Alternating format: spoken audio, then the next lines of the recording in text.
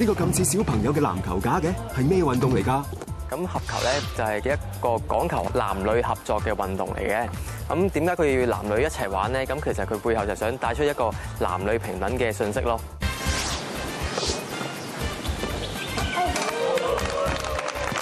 咁其實咧就係呢個2000年嘅時候咧，就呢個合球總會咧有啲人去到我中學度promote呢個運動。其實我本身係打籃球嘅，咁然之後咧就發覺呢個運動咧要男女一齊玩啦。咁比起籃球咧個樂趣更加多，因為要講求合作。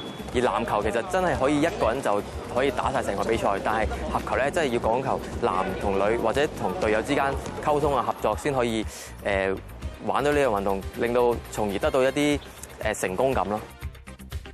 合球每隊落場4男4女，分咗兩邊，每邊2男2女，一邊負責守，一邊就負責攻。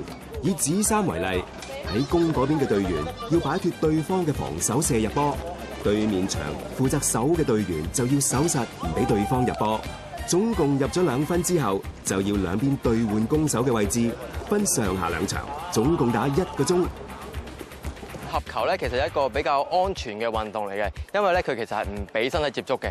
咁咧另外合球咧有一個比較特別嘅規則，就係有一個叫防守位置嘅規則。當進攻者要進攻嘅時候咧，我防守住佢，咁咧我要有1臂距離啦同佢。另外我要俾佢更靠近條籃柱啦，跟住我有一個意識去防守佢，要跟進佢嘅波嘅，咁就成為一個防守位置，逼佢去傳俾其他隊友，唔俾佢進攻咁咯。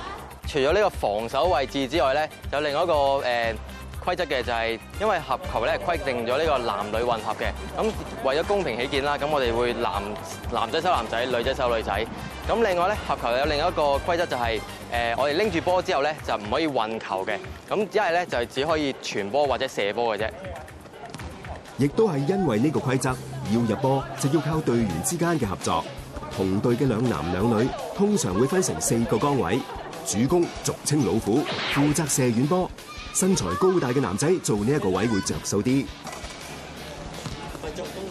女仔通常係副攻，俗稱炮。搶籃底嗰個係紅，打呢一個位都係高大啲嘅有着數。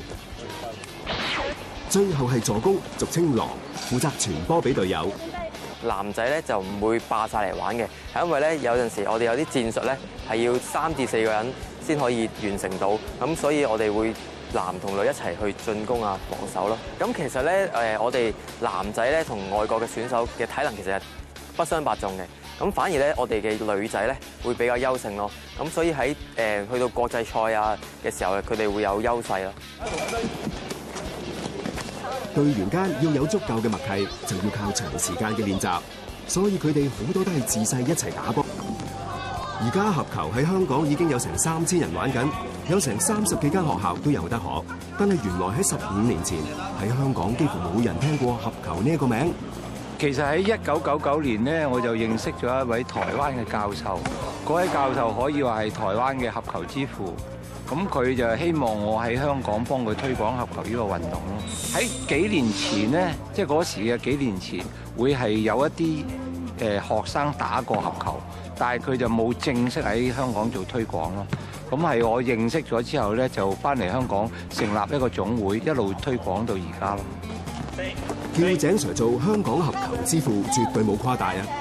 佢本身係大學體育老師，打過1-2年合球，之後呢10幾年都致力於教波同搞推廣。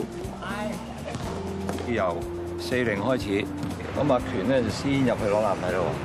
啊，咁樣打唔到咧，拉翻出去，另外呢個入嚟，一個對傳，再打翻入嚟。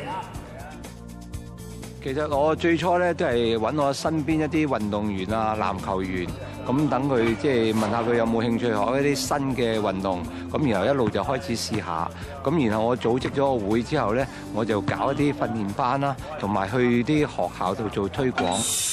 呢項運動源自1902年嘅荷蘭，一位教師將平日玩嘅遊戲演化成合球，迅速喺歐洲、東南亞等地區蔓延。1985年正式被列入世界認可運動項目之一。一開始嚟講咧，我哋都冇辦法喺香港揾到一個正式嘅合球去練習，所以我最初咧只可以揾一啲足球去練習。但係足球嚟講咧，個表面比較滑咧，就唔適合我哋去練習嗰個投籃嘅技術嘅。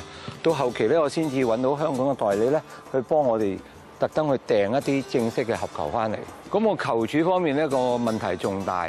因為一開始嚟講咧，我喺一啲嗰啲運動器材歐洲嗰啲牌子嚟講咧，係揾到個球柱，但係佢咧就要成萬幾蚊一對嘅，咁變咗我哋嗰個消費就會好大咯。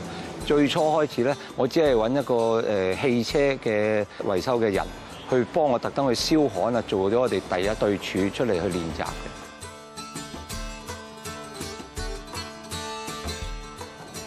好在而家總算有齊啲設備，但係有個問題始終係解決唔到。